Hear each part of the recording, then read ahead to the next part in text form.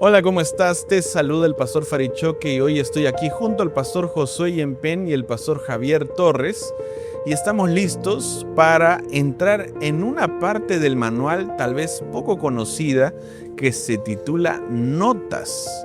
No sé si tú sabías, después del estudio de los 15 capítulos del manual de iglesia, entramos a este último episodio de este podcast que está tratando de desarrollar nuestro querido manual de iglesia, esta nueva edición de este año 2025. Ve a traer tu manual que empezamos.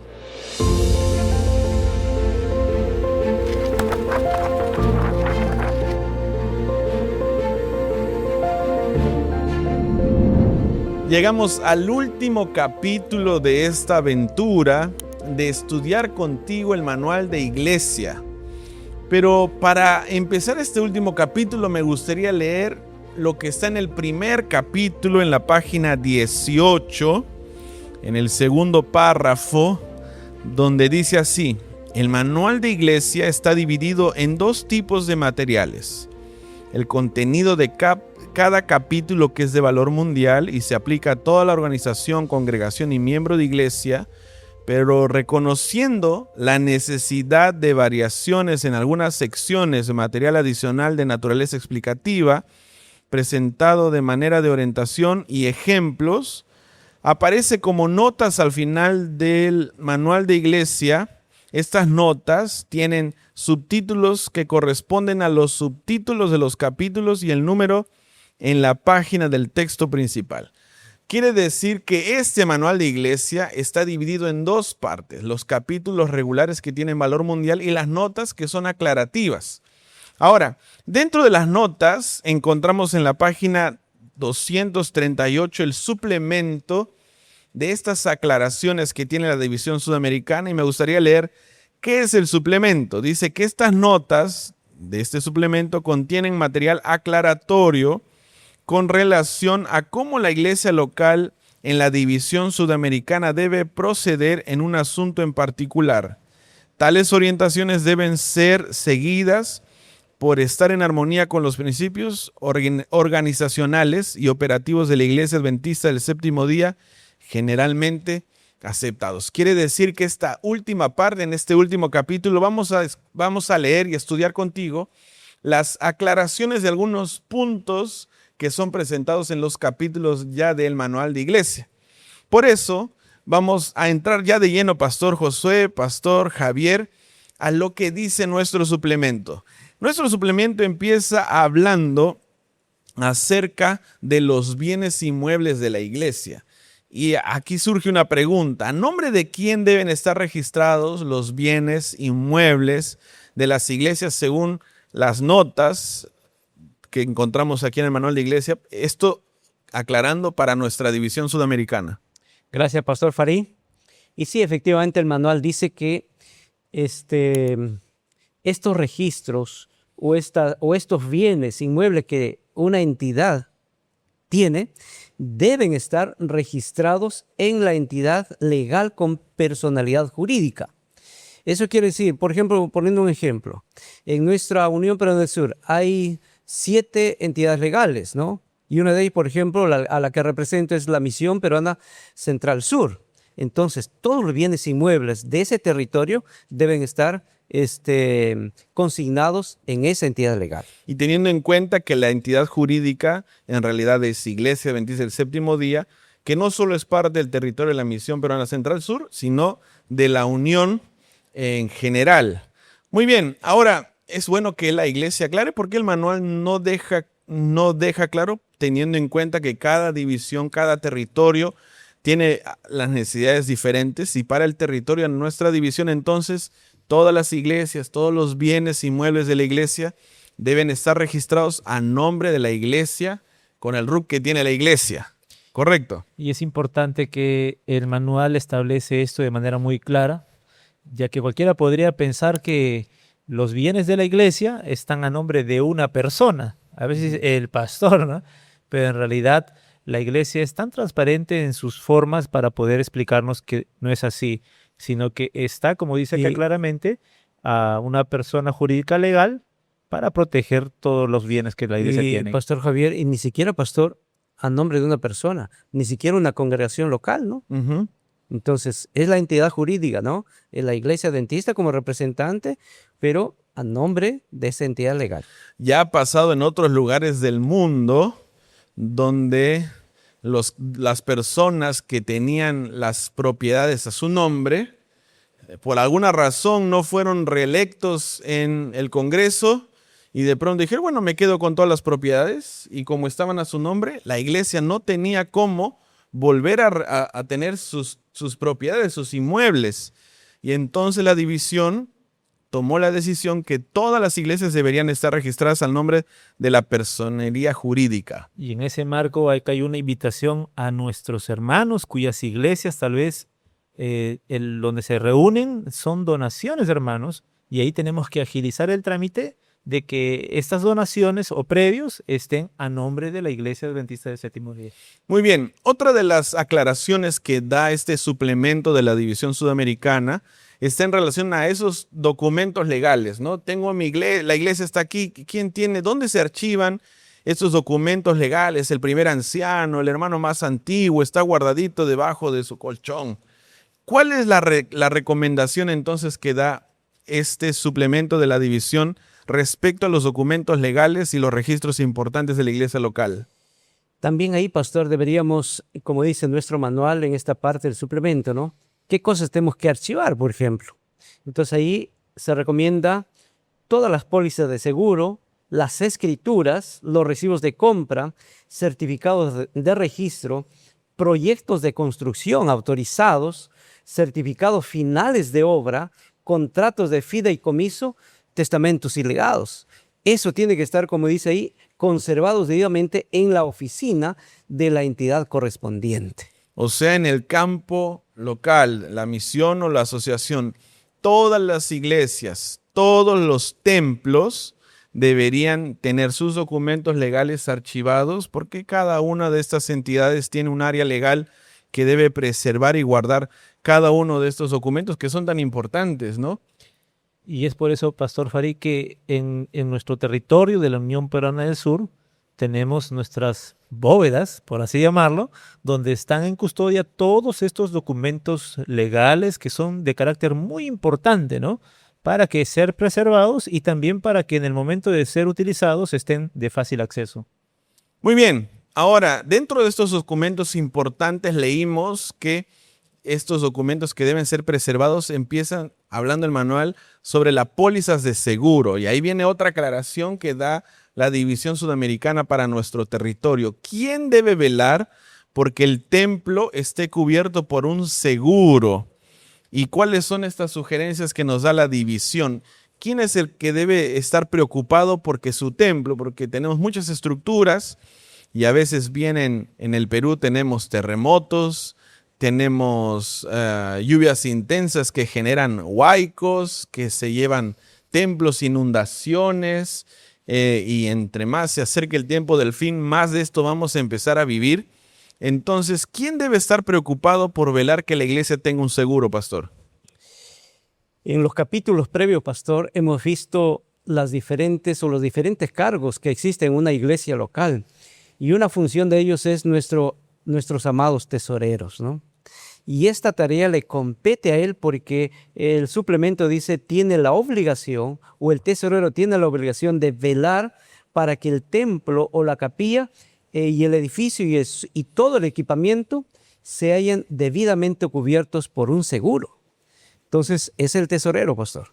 Muy bien, me gusta cómo dice mi querido pastor Josué, nuestros amados tesoreros, ¿verdad? Es una gran responsabilidad que ellos también tienen al velar para que estos edificios, construcciones cuenten hasta los equipamientos, ¿no? Ha pasado tristemente en algunas de nuestras iglesias que entraron a robar, se llevaron todo lo que la iglesia invirtió. Todo esto puede estar asegurado y debería hacerse una previsión para esto. Y precisamente esa previsión, dice el manual de iglesia, debe estar dentro del presupuesto de la iglesia para cubrir esos gastos propios de lo que implica un seguro, ¿no? Que es tan importante en nuestros días.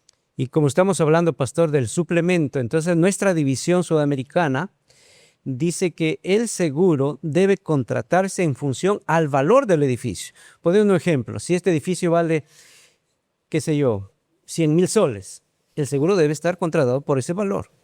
Esa es la recomendación. Es verdad. Y quienes son responsables del pago de ese seguro, ¿quiénes son? En este caso, el manual de iglesia dice la iglesia local, que lo tiene que presupuestar con antelación para poder cubrir esto. Muy bien. Estas son algunas de las aclaraciones en relación a la parte administrativa de la iglesia. También este suplemento de la División Sudamericana habla respecto a la ceremonia bautismal. Antes de la ceremonia bautismal, ¿qué debe hacer la junta directiva de la iglesia con respecto a los candidatos al bautismo? La División Sudamericana hace una aclaración sobre qué deberíamos hacer, pastor. Y precisamente ahí, pastor, el suplemento dice que la junta directiva de la iglesia debe recomendar sus nombres a la asamblea antes de la ceremonia bautismal para que puedan ser recibidos como miembros mediante el bautismo. En la práctica, ¿cómo funciona eso, pastor? La secretaria o secretario de la iglesia propone al plenario, diríamos ahí a la hermandad, la admisión de ese miembro. A veces no hacemos, pero por eso el suplemento, ¿no? Muy bien. Entonces este es un punto importante a la hora del bautismo, como antes de esta ceremonia bautismal, los miembros que van a ser bautizados deberían recibir, o admitidos deberían recibir una recomendación de la iglesia, y normalmente procedemos a ese voto, ¿no?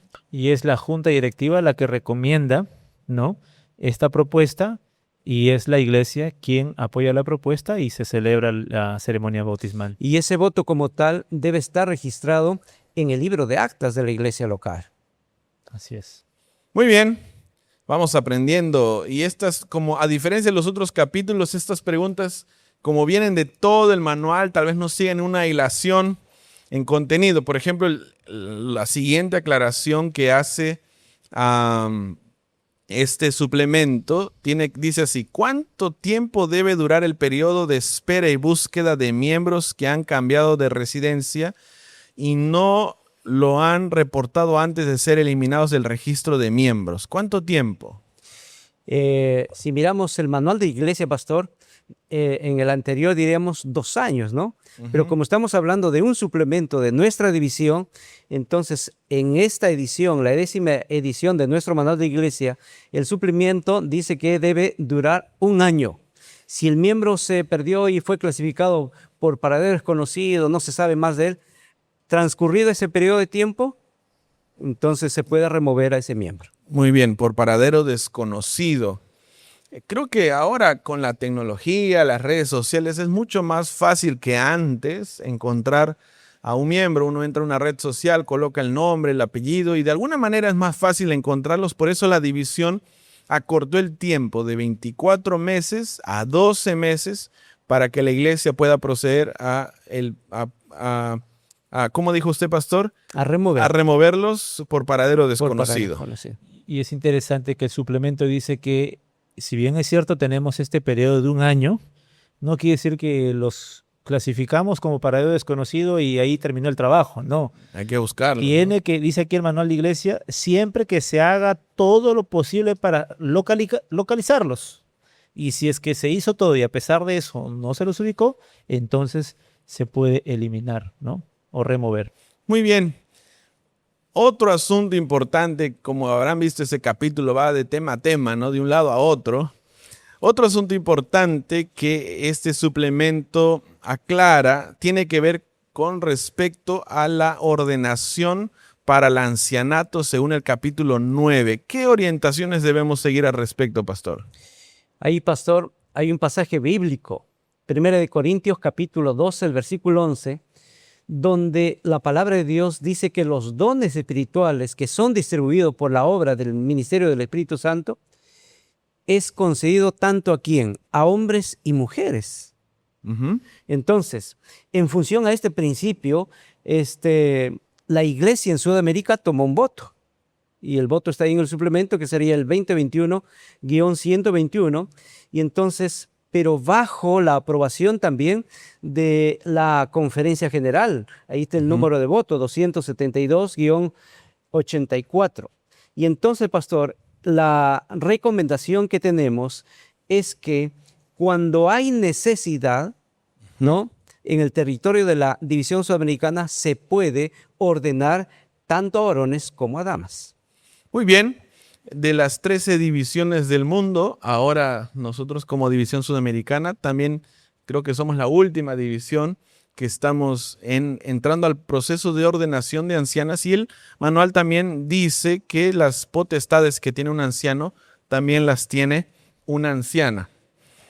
¿Algún comentario más? Sí, quizás, pastor, lo que acaba de mencionar nuestro pastor Yempen, ¿no? Tanto desde la Asociación General, que autorizó a las divisiones a estudiar e implementar el voto de acuerdo con la necesidad local, también el suplemento de la División Sudamericana dice autorizar y nombrar, ordenar mujeres como ancianas según su propia necesidad. Quiere decir que siempre va a ser primordial este aspecto de la necesidad. Es decir, cuando no hay, entonces, y se hace necesario, entonces se puede. Infiriendo, diríamos, en una iglesia X de algún territorio, solo encontramos damas, pero no encontramos varones, pastor. Ese, por ejemplo, es una necesidad, ¿no? Y hay damas que tienen un liderazgo muy bueno, muy fuerte, que son de bendición para la iglesia. También la iglesia puede proceder. Muy bien. Otro aspecto que el suplemento de la División Sudamericana habla y aclara tiene que ver con la ceremonia de casamiento. El manual no deja tan claro quién es la persona que tiene la autorización para realizar la ceremonia de casamiento. Pastor, ¿qué dice nuestro suplemento? Ahí, pastor, me gustaría enumerar algunas cositas. Número 1, el manual dice que las exhortaciones son lo que el pastor le dice a la pareja inmediatamente antes de tomarle los votos. O sea, el sermón del matrimonio. Algo así, ¿no? Y donde el pastor que oficia tal ceremonia da algunas especificaciones de lo que es el matrimonio, etcétera, etcétera, ¿no? Bueno, en nuestro manual hay una excepción que la División Sudamericana no la aceptó, diríamos así, porque en algunos lugares puede comisionar a algún pastor que no es ordenado. En nuestra división... O algún anciano. Algún anciano. Entonces, en nuestra división, nuestro suplemento nos dice que una ceremonia de casamiento solo puede hacerlo un pastor ordenado. Muy bien, esta es una aclaración muy importante. En el territorio de nuestra división, solo los pastores ordenados están autorizados para poder realizar la ceremonia de matrimonio, una ceremonia tan importante. Muy bien. Vamos a una área más que tiene que ver con el ministerio infantil, ministerio del adolescente, con las nuevas generaciones, y está relacionado a las edades del ministerio de aventureros. En el manual de iglesia encontramos que las edades que están dentro de los capítulos del manual de iglesia están entre 4 y 9 años, pero el suplemento de la División Sudamericana hace una aclaración, pastor. Sí, pastor, justamente la aclaración que hace el manual de iglesia en la página 242 dice: en cuanto a la edad de los aventureros mencionados en el capítulo 9, página 138 de manual de iglesia, permanecerá de 6 a 9 años en el territorio de la División Sudamericana, manteniendo la organización ya existente a través de las 4 clases preliminares. Muy bien, pastor. Y en el contexto mundial es de 4, ¿no? Solo que de 4 a 9 años. Y en nuestra división es de 6 a 9 años. Quiere decir que para nosotros no ha habido ningún cambio respecto a las edades que ya veníamos trabajando. En la Iglesia Mundial se abrieron de 4 a 6 años, aparecieron nuevas clases, pero en nuestro territorio de la división se considera solo el ministerio de los aventureros para las clases que están entre los 6 y los 9 años. Por último, la última aclaración que hace el suplemento de nuestro manual de iglesia, pastor, tiene que ver con la creación del ministerio del adolescente. ¿Verdad, pastor? Y un énfasis que tenemos hoy, pastor, dentro de las prioridades en la División Sudamericana es justamente cuidar de estas nuevas generaciones, ¿no? Y la edad para tal fin, según el suplemento aquí en nuestra división, es de 13 a 16 años, ¿no? Y se creó esta idea, como dice el manual acá, para facilitar, ¿no? Facilitar una experiencia espiritual más profunda entre los adolescentes. Una etapa difícil, por cierto, en la vida del ser humano. Entonces la iglesia está tratando de cuidar, velar para que ese chico en su formación tenga bien los principios de la palabra de Dios. Muy bien, es tan común en nuestra división el ministerio del adolescente que parece para muchos una sorpresa que no sea un ministerio que toma la Iglesia Mundial, sino un ministerio que se utiliza aquí en nuestro territorio de la división sudamericana. Así es, Pastor Farid, y qué interesante es que ese facilitar que la iglesia tiene que hacer esté en el marco de algunos objetivos que solamente podemos mencionar acá, ¿no? Enseñar la Biblia con una metodología que les permita a los adolescentes acercarse a Cristo, ayudar a los líderes y a los miembros a reconocer la importancia de atraer a los adolescentes a Cristo, el de estimular la inclusión de los adolescentes en los programas y actividades. Es muy importante, muy ¿no? importante, ¿no? Y quizás a los líderes que nos están escuchando, los miembros de iglesia, ¿no? ¿Cuántas veces nosotros hacemos participar a nuestros adolescentes en el culto de oración, ¿verdad? En toda la programación. Y finalmente, preparar líderes capacitados para trabajar con adolescentes. ¿Cuán importante es esto, no? Considero, Pastor Farid, de repente ahí darle esta oportunidad a estos chicos de esta edad es mirar la iglesia en el presente y en el futuro. Es verdad, pastor.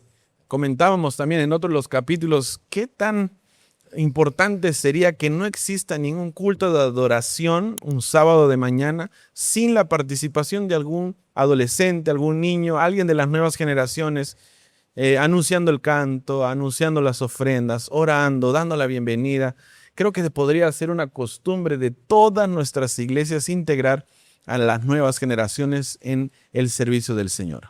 Muy bien, este capítulo tal vez tú no lo habías visto o no estábamos tan conscientes de la existencia de este suplemento de nuestra división sudamericana donde aclara ciertos asuntos y espero que haya sido una bendición para ti. Amigos, llegamos al final del estudio de todo el manual de iglesia. Amén. Ha sido una aventura realmente larga, pero creemos que será de beneficio para ustedes y para su iglesia. Comparte estos videos del manual con tus amigos, especialmente con los líderes de iglesia, porque creemos que saber, conocer acerca de nuestro manual nos hará mejores administradores de la obra del Señor. Amén. Que Dios los bendiga. Amén.